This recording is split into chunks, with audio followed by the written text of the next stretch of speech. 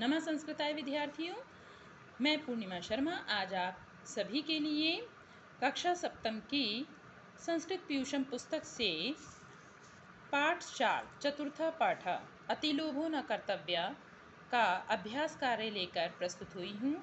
इससे पहले कुछ समय पहले की वीडियो में आपको इस पाठ का अर्थ बता दिया गया था, तो आशा है आपने उस वीडियो के माध्यम से इस पाठ के अर्थ को और इसके वाचन को अवश्य ही किया होगा। तो आज हम प्रारंभ करते हैं सबसे पहले इस पाठ के शब्दार्थ। आप भी अपनी पुस्तक लेकर बैठिएगा जिससे कि आपको इस पाठ को समझने में और भी आसानी रहे। इसके अभ्यास कार्य को प्रारंभ करते हैं। शब्दार्थ: कश्चित कोई, प्रासादम राजमहल, अतोष्यत संतुष्ट किया, सत्कृतः सत्कार किया गया, अभीष्टम मनोवांछित या मनचाहा, वरय वरदान मांगो, स्पृश्यमानः छुए गए, भवन्तु हो जाएं, तथास्तु ऐसा ही हो, अंतर्हिताः अंतर्ध्यान हो गया, प्रविष्टः प्रवेश किया हुआ, अस्पृश्यत स्पर्श किया, स्पृष्टानि छुए हुए, सद्यः तुरंत, जातानि हो गया, नितराम पूरी तरह, अतुष्यत संतुष्ट हो गया, महती बहुत बड़ी, पिपासा पीने की इच्छा, जाता उत्पन्न हुई, पातुम पीने के लिए। देखिए यहाँ पे तुमुन प्रत्यय लगा हुआ है। आपके पाठ्यक्रम में प्रत्यय भी हैं तो आप यहाँ प्रत्यय भी पढ़ते रहेंगे। तो तुमुन प्रत्यय के लिए के अर्थ में आता है, जैसे कि यहाँ पे आपको लिखा हुआ दिखाई दे रहा है पातुम, पा धातु है, तुमुन प्रत्यय है पीने के लिए। उद्यता तैयार हुआ, स्पृष्टम छुआ हुआ या स्पर्श किया हुआ, सुवर्ण पिंडम, सुवर्ण पिंडम मतलब सोने का गोला, जैसे कि मिट्टी का ढेला होता है ऐसे ही सोने का गोला। उक्तम कहा गया, मृषा झूठ, आगता आई, समाश्वासितुम आश्वासन देने के लिए या भरोसा दिलाने के लिए। देखिए यहाँ पर भी तुमुन प्रत्यय लगा है, इसलिए देखिए यहाँ पर के लिए शब्द आप देख रहे हैं। प्रवृत्ता लग गया, अंके उपवेशयति स्म, गोद में बैठा लिया, हंत अत्यंत दुख है, प्रतिमा मूर्ति, संजाता हो गई, व्यलपत विलाप किया, निवर्तयतु लौटा लें या वापस ले लें। अब इसका अभ्यास कार्य देखते हैं बच्चों। सबसे पहले प्रश्न है आपका, उच्चारणम कुरुत पुस्तिकायाम च लिखत, उच्चारण करें और पुस्तक में लिखें। तो पहला उच्चारण करते हैं, कश्चित स्वस्ते अस्तु मुनि नैवम इत्युक्त्वा। देखिए यहाँ पर जो इत्युक्त्वा है, यहाँ पे इति धन उक्त्वा बनेगा, ई के स्थान पे या हो गया है तो यण संधि हो गई। ऐसे ही यहाँ पर आप देखिए मुनि नैवम, मुनीन धन एवं बनेगा तो आ और ए मिल के आई वृद्धि हो गई है, ये वृद्धि संधि का उदाहरण है। देखिए यहाँ पर दो मात्रा दिखाई दे रही हैं। ऐसे ही इसमें यहाँ पर देखिए स्वस्ते अस्तु, स्वस्ति धन अस्तु बनेगा, ई के स्थान पे या हुआ है, यानी कि यहाँ पर भी यण संधि है जैसे यहाँ पर यण संधि है। साधुक्तम, देखिए यहाँ पे बड़े ऊ की मात्रा है, इसका मतलब यहाँ पर दीर्घ संधि हुई। दीर्घ संधि में दोनों तरफ एक जैसे ही स्वर होते हैं, तो साधु धन उक्तम इस तरह से बनेगा। समाश्वास्येतुम, शोकेनो उच्चई, शोकेन धन उच्चई, देखिए यहाँ पे ओ की मात्रा दिखाई दे रही है आपको, इसका मतलब यहाँ पे गुण संधि है, शोकेन धन उच्चई बनेगा, आ और ऊ मिलके ओ गुण हो जाएगा। तत्रैवा अंतर्हितः, तत्र धन एव, देखिए यहाँ पे दो मात्राएं दिखाई दे रही हैं जैसे यहाँ पर दिखाई दे रही थी, तो यहाँ भी वृद्धि संधि होगी, आ और ए मिलके आई वृद्धि हो गई है। अंतर्हितः जब बनेगा तो यहाँ पे देखिए दीर्घ आ दिखाई दे रहा है आपको, दीर्घ आ की मात्रा, इसका मतलब यहाँ पे दो संधियां हुई हैं, यहाँ पर वृद्धि संधि और यहाँ पर दीर्घ संधि, तो बनेगा तत्र धन एव धन अंतर्हिताः, तो दो संधि है यहाँ पर। प्रश्न नंबर 2 है, पूर्ण वाक्येनुत्तरत। पहला है, मायादासा कहा आसीत, मायादास कौन था, इसका अर्थ करते चलेंगे जिससे कि आपको इसके प्रश्नों के उत्तर देने में आसानी रहे। मायादासः एकः नृपः आसीत, आपने इसकी पाठ के अर्थ में पढ़ा है कि मायादास कौन था, तो पहले पाठ का अर्थ पढ़ना आवश्यक है जिससे कि आप प्रश्न के उत्तर आसानी से निकाल सकें। मायादासा किमयाचत, मायादास ने क्या मांगा? मायादासा वरम अयाचत, मायादास ने वर मांगा यानी वरदान मांगा। अभीष्टम वरम वरे इति कह कम प्रति अवदत, इच्छित वर मांग लो ऐसा कौन किसके प्रति बोला? तो कौन बोला यहाँ पर आएगा? देखिए कहा, कौन बोला था? मुनि ने कहा था मायादास से कि तुम अपनी मनवांछित फल को मांग लो। तो या इसकी कहा की जगह आ जाएगा मुनि ही, और इस कम की जगह आ जाएगा मायादासम।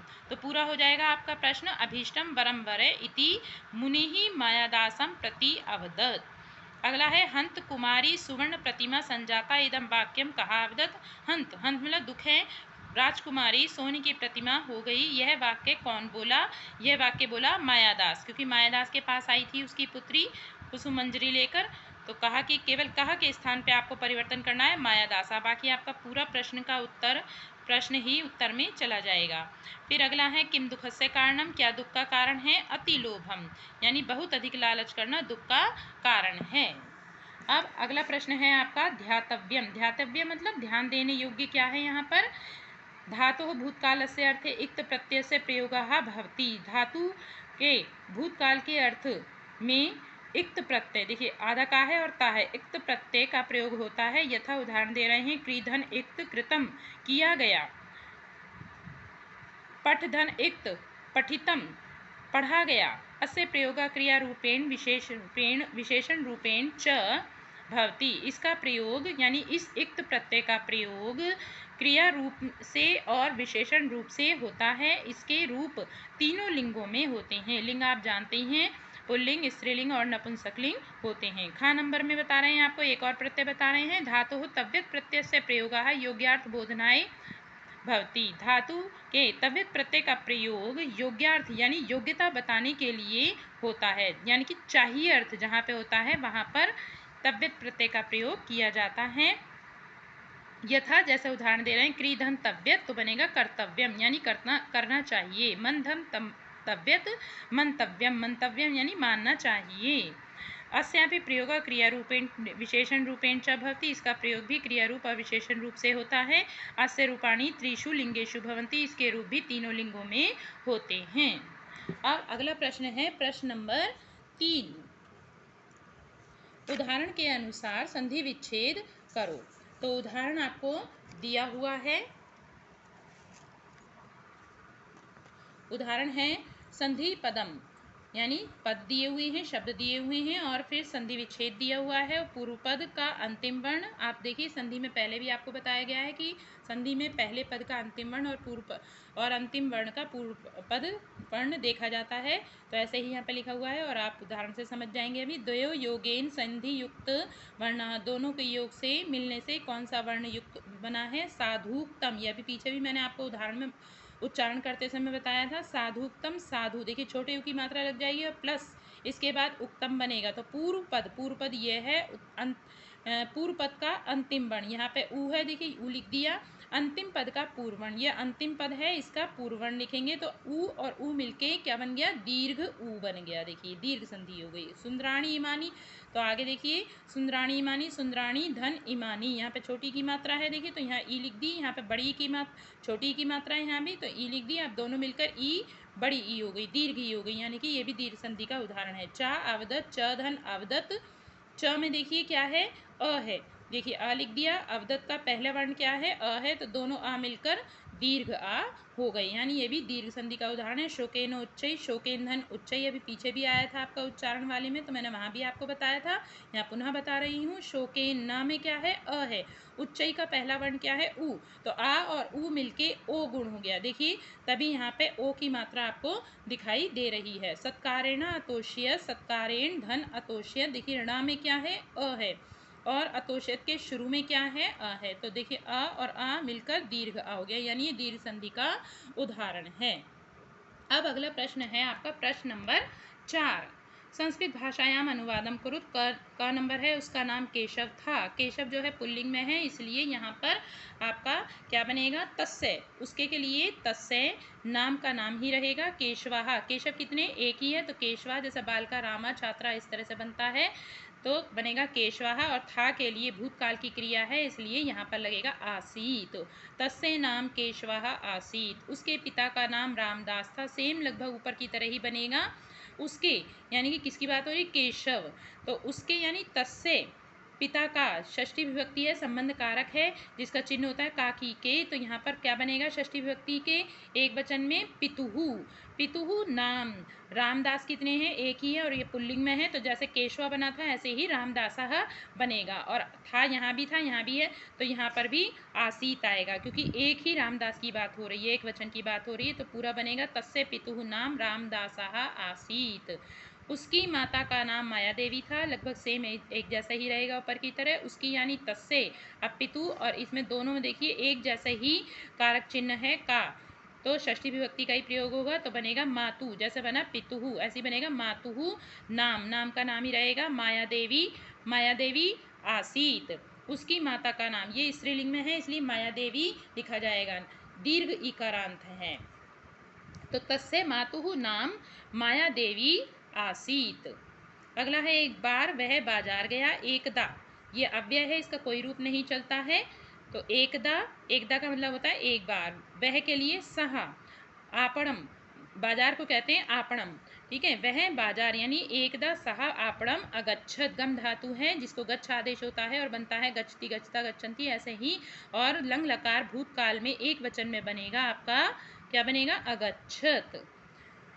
वहाँ वह अपने मित्र से मिला, तत्र, ये भी अव्यय है, तत्र वह के लिए देखिए ऊपर भी आया है सह, अपने मित्र से, अपने के लिए स्वमित्रेण, देखिए से है, तृतीय विभक्ति का प्रयोग किया गया, करण कारक है, कर्ता ने कर्म को करण से जो है जोड़ने के अर्थ में है, मिलने के अर्थ में, इसलिए यहाँ पर तृतीय विभक्ति का प्रयोग किया गया है, मित्रेण, जैसे बालकेन, छात्रेण, रामेण ऐसा बनता है, मित्रेण बनेगा।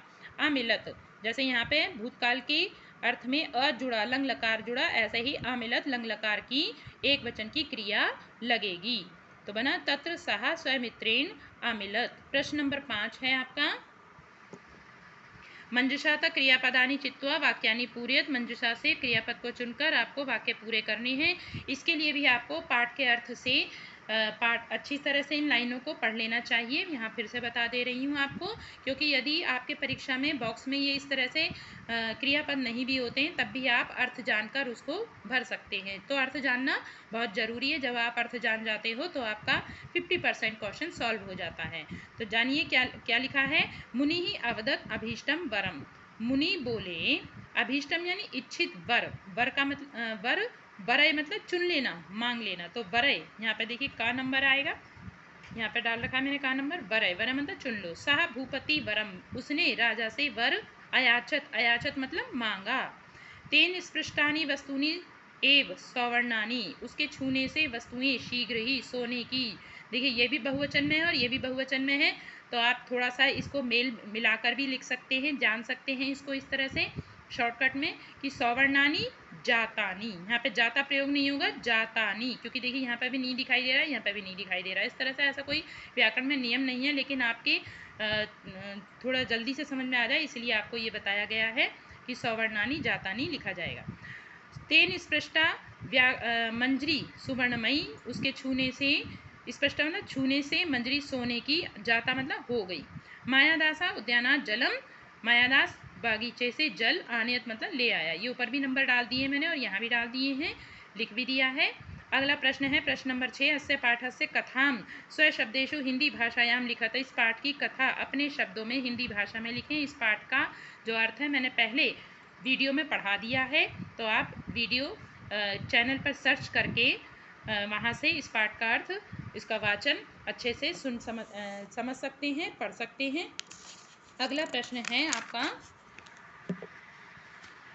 चित्र दिखाई दे रहा है आपको एक, तो प्रश्न नंबर 7 है, चित्रम दृष्ट्वा मंजुषाता पदानी च प्रयुज्य वाक्यानि रचयत, चित्र को देखकर एक मंजुषा दी हुई है, देखिए यहाँ पर भी इसे मंजुषा कहते हैं संस्कृत भाषा में, जो आपको बॉक्स दिया होता है इसको मंजुषा बोलते हैं, तो यहाँ पे कुछ शब्द दिए हुए हैं और ये चित्र दिया हुआ है, इसको देखकर आपको कुछ वाक्य बनाने हैं। तो पहला इन्होंने डन है लिखा हुआ है यहाँ पर, यथा शिक्षिका श्याम पटे लिखती, जैसे शिक्षक श्याम पट पर लिखता है, तो सम्मान सूचक है तो लिखते हैं ऐसा लिखेंगे, जबकि यहाँ पर एक वचन की क्रिया है। आपको अर्थ नहीं लिखना है, केवल आपको संस्कृत में ही इनसे वाक्य बनाने हैं। तो यहाँ पर कुछ वाक्य मैंने बना दिए हैं, आप इसके अतिरिक्त भी कुछ और वाक्य भी बना सकते हैं चित्र देखकर। छात्रः अभ्यास पुस्तिकायां लिखन्ति, यानी छात्र अभ्यास पुस्तिका में लिख रहे हैं, जैसे कि आप चित्र में भी देख रहे हैं। चित्रे एका नलकूपा अस्ति, चित्र में एक नलकूप है, देखिए नलकूप दिखाई दे रहा है आपको।